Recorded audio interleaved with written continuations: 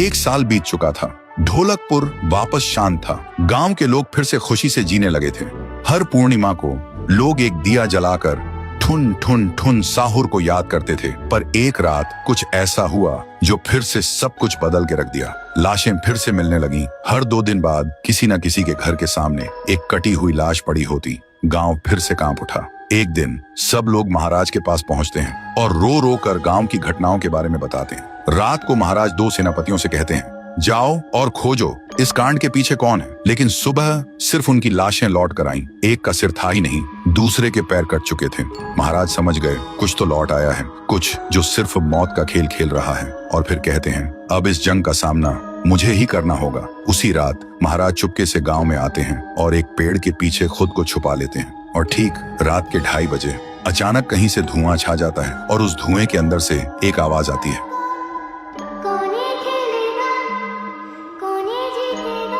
और फिर धुएं के बीच से निकलती है एक गुड़िया, गोल आंखें, एक बेजान सी मुस्कान, लेकिन चेहरा मौत का पैगाम।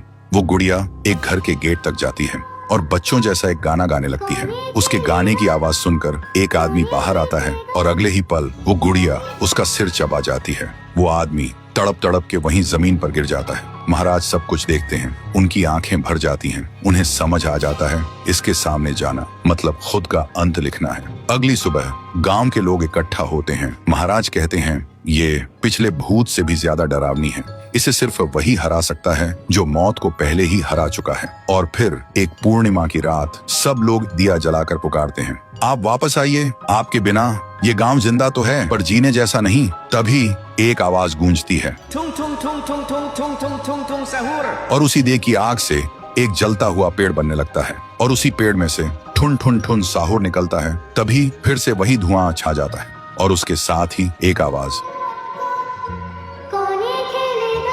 सब लोग घुटनों के बल गिर जाते हैं और कांपती आवाज में बोलते हैं, हमें बचाइए, वो आ गई है। ठुन ठुन ठुन साहुर एक जोरदार जंप करता है और सीधा उस धुएं में घुस जाता है और शुरू होती है एक आखिरी जंग। ठुन ठुन ठुन साहुर और गुड़िया की। जमीन कांपने लगती है, आसमान से बिजली गिरती है और जब धुआं हटता है तो दिखाई देता है गुड़िया बिखर चुकी थी। हाथ अलग, सिर अलग, पैर अलग। और तब से गांव में फिर से एक नई सुबह हुई। महाराज मुस्कुराए, गांव वाले जीने लगे और उस दिन के बाद ठुन ठुन ठुन साहुर सिर्फ एक भूत नहीं रहा, गांव का रक्षक बन गया। लेकिन उसी रात कुछ ऐसा हुआ जो किसी को भी पता नहीं चला। गुड़िया का सिर, हाथ, पैर अपने आप जुड़ने लगे थे और फिर वो वहां से चली गई। तो दोस्तों, अगर आप देखना चाहते हैं पीहू वर्सेस गुड़िया तो इस वीडियो को 1 लाख लाइक्स तक पहुंचा दो।